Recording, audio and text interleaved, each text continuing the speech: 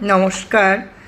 ঠাকুরকে প্রণাম জানিয়ে কিরণবালা মজুমদারের স্মৃতিচারণ ঘরের ঠাকুর শ্রীরামচন্দ্র। তিনি লিখেছেন, ঠাকুর তখন নোয়াখালীতে।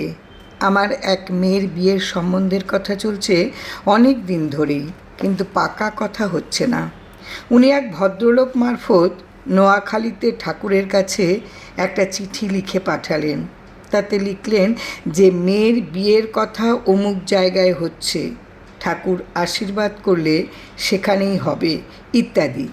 সেই ভদ্রলোক কর্তার চিঠি নিয়ে নোয়াখালীতে গেলেন।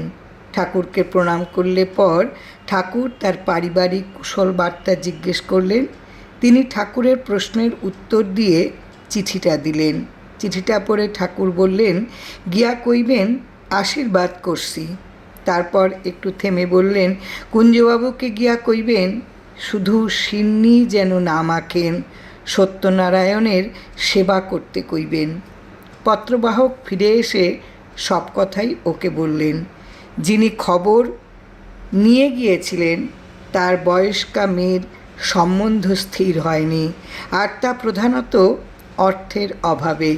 এমনিতেই ভদ্রলোকের অর্থাভাব যথেষ্ট। এবার বুঝলাম আমাদের উচিত ছিল নিজের সামর্থ্য অনুযায়ী তাকে তার মেয়ের বিয়ের ব্যাপারে যথেষ্ট সাহায্য করা, তা না করে নিজের মেয়ের বিয়ের জন্য ঠাকুরের কাছে আশীর্বাদ চাইছি, এটা অতি স্বার্থপরের কাজ। ঠাকুরের নজর তো এড়ানোর নয়, তাই তিনি তারই মারফত বুঝিয়ে দিলেন, শুধু আনুষ্ঠানিকভাবে শিরনি মাখলেই হয় না, সত্যনারায়ণের সেবা করা দরকার। মানুষের প্রতি কর্তব্যে ফাঁকি দিয়ে দেবতার সেবা হয় না। আরেক দিনের কথা খুব মনে পড়ে। ঠাকুর তখন আমাদের বাড়িতে। এমনিতে ঠাকুর থাকলেই লোকজন খুব বেশি হতো।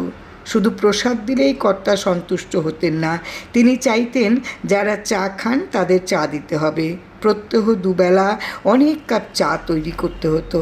ঠাকুরের ভোগ রান্না বেলা 11টার মধ্যে, তারপর বাড়ির সকলের রান্না সমস্তই একা করতে হতো।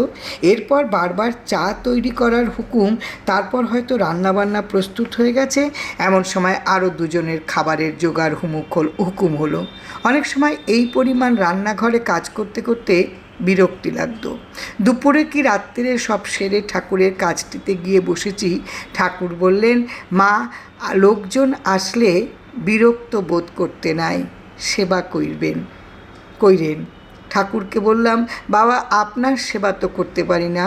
উত্তরে ঠাকুর বললেন, লোকের সেবা হইলেই আমার সেবা হয়। যা করতে আছেন তাই করেন, সেবা হইলেই ভগবান সন্তুষ্ট হয়। তিনি কোনো সেবা যত্নের প্রতীক্ষা করেন না।